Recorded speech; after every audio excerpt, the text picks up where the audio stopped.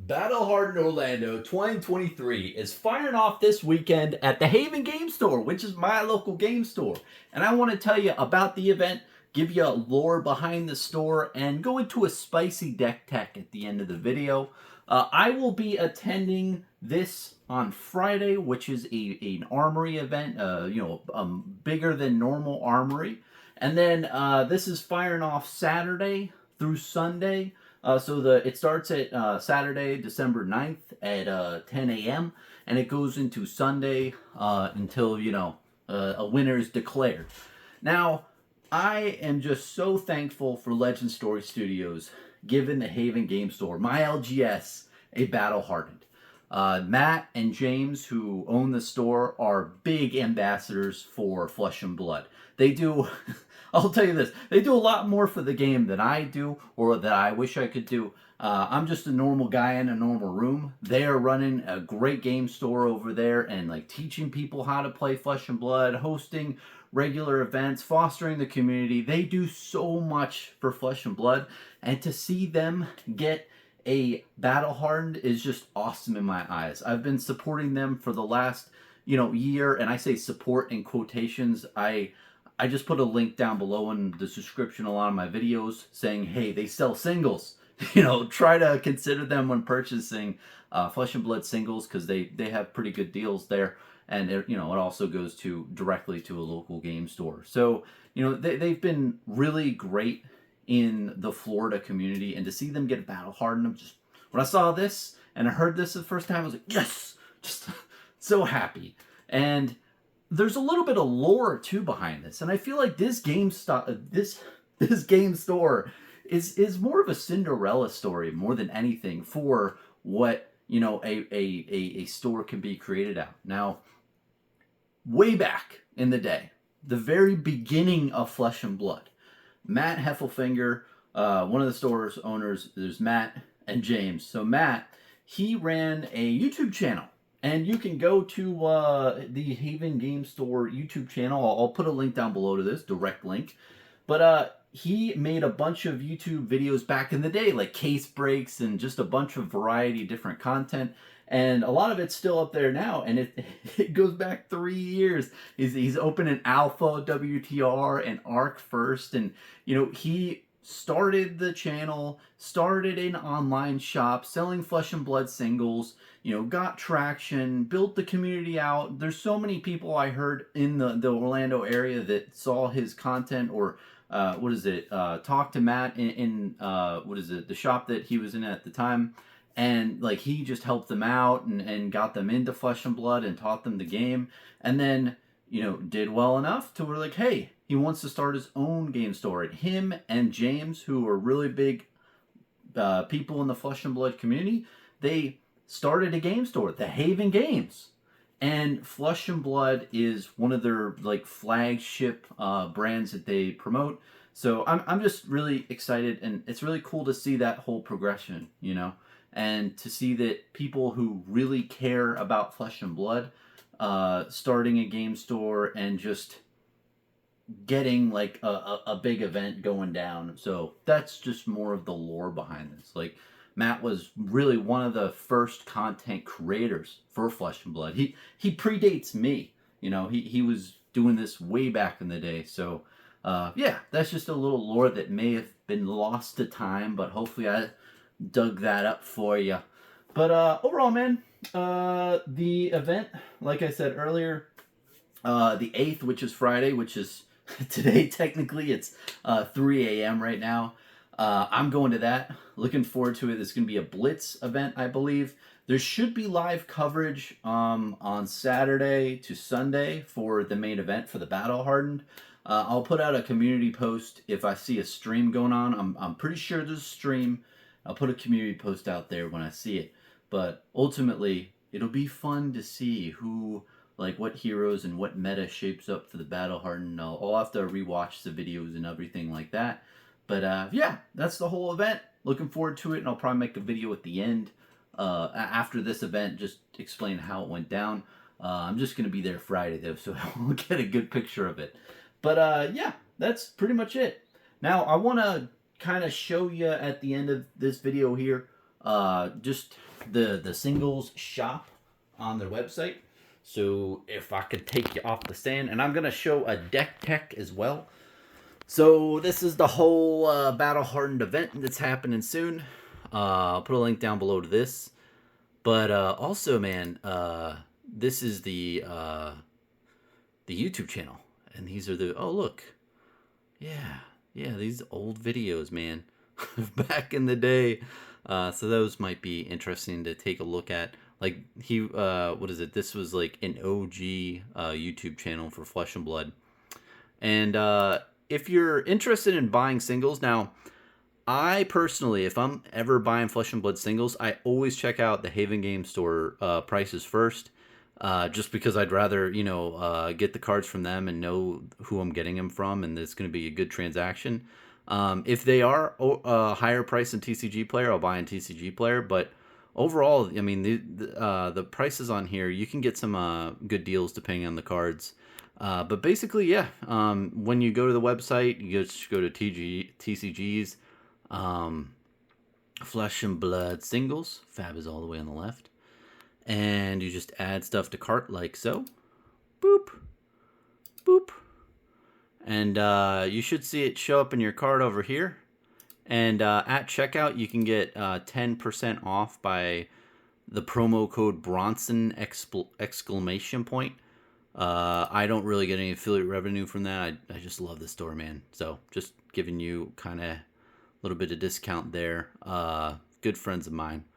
But yeah, that's pretty much the whole singles thing on their website if you hadn't seen it before. Now let's go into the spicy deck tech. Now, this is what I'm going to run for the Blitz event, I believe, tonight. If it's not Blitz, I'm going to do Bravo, but I'm pretty sure it is Blitz. This is the Emperor.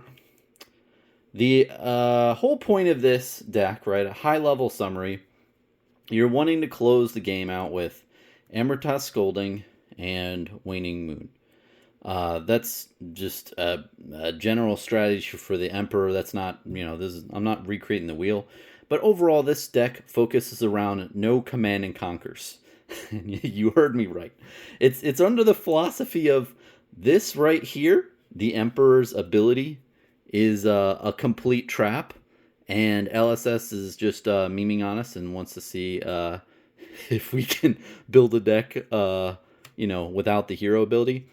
I know that's the stupid logic, but just go with me here. And just before I go into this, I do want to explain and disclose, I do have a good amount of position in Emperors. I think he's a great card, and he just hasn't won anything, but once he does, we'll see what happens. All right, going into the deck. So it's all about value. It's all about value. These cards right here are completely useless. I usually don't run them. I just did it for the getting to the 52 card limit. The value proposition I'm talking about is twofold. So you have this card, Steelblade Chunt, and Oasis Respite, and you got the Tunic counter. So you're going to want to prioritize these two cards with Fyendel Spring Tunic as much as possible. Hopefully you can do it twice per game to where you basically pay one, right, for 6. So it's one card for 6 defense, or one for 4 defense and you gain a health. That's huge. Now, the other part of this, the other deck iteration of the Emperor, is with the Flamescale Furnace, and you have the new card in Bright Lights, which is really damn good. It's the Tome, which gives you, basically, you play the Tome, you get enough resources with the Flamescale to play a Command and Conquer, so it's one card, the Tome, and you play a 6 attack for the Command and Conquer. But if you think about this, right, it's a lot easier to just have a Tunic counter and play this card. Have a Tunic counter, play this card. Versus the Tome, which you play, you have to draw cards, and you don't even know if you're going to draw into the CNC, and you could have like weird play patterns where it doesn't work out. This is going to be much more reliable, I think, in the long run. Yeah, I mean, it's an idea. But let me kind of go over more of the cards. So in the beginning of the game, you're going to want to just prioritize life totals and value plays. Through that, you have a bunch of cards. Like most of your deck is this. It's comprised of, four attack for 0 cost go again. So you have Ravenous Rabble 4 for 0. Same with Blazing Headlong and Scar for Scar. I also have Snatches and Wounding Blows, just because this is a 4 attack and it has 3 defense, which is pretty cool. Bingo down here is kind of like just a throw-in card. It's nice when it is, but it's a 3 block, which is nice. But mainly this is your main attacks.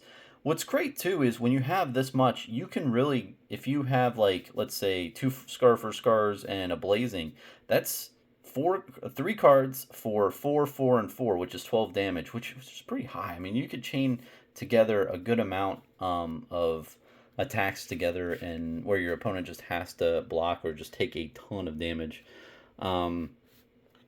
Other than that, we have 0 cost, 3 damage arcane spells.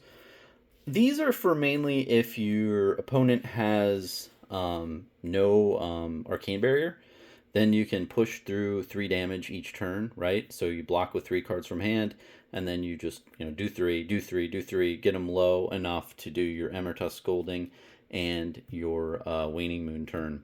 Now, the whole other than that, we've got defense reactions. This is pretty standard. There's nothing new there.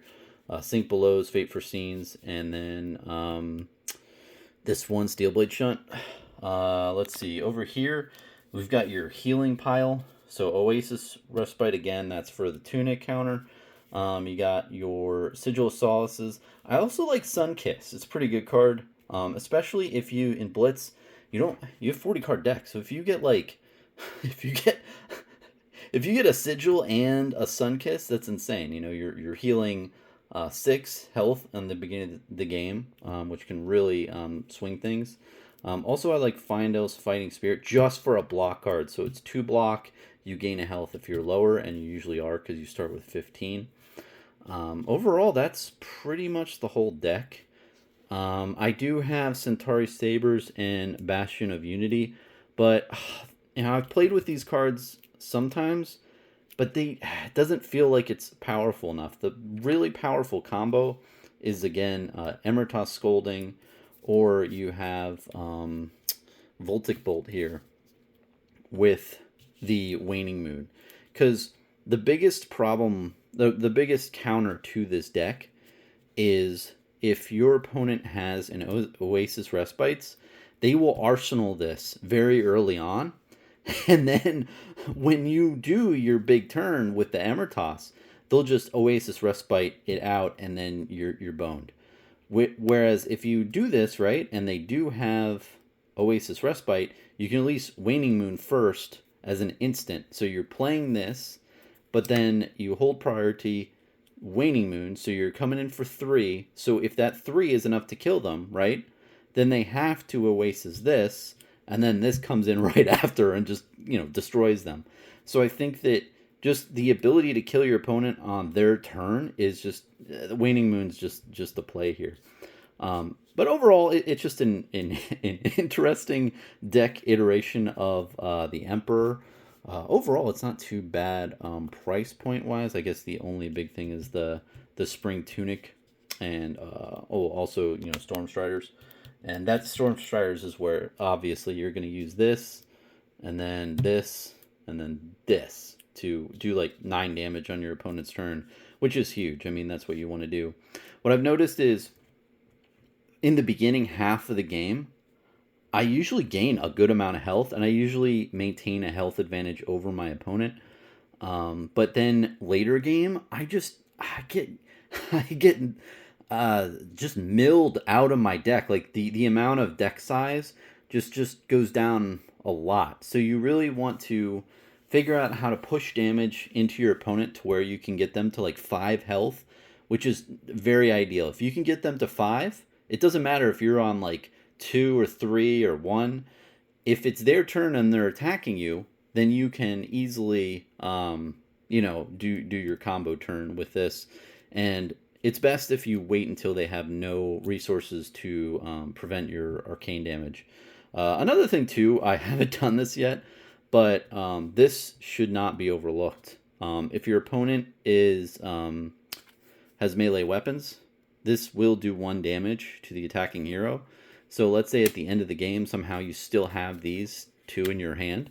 You could literally, they could swing in with a Kadachi, and you could block 12 right here and do 2 damage to them, which could kill them on their turn. So this is a very clutch card as well.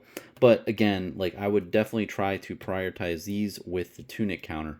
So this whole deck is around value, and if you think about it, it's 1 card for 6 defense.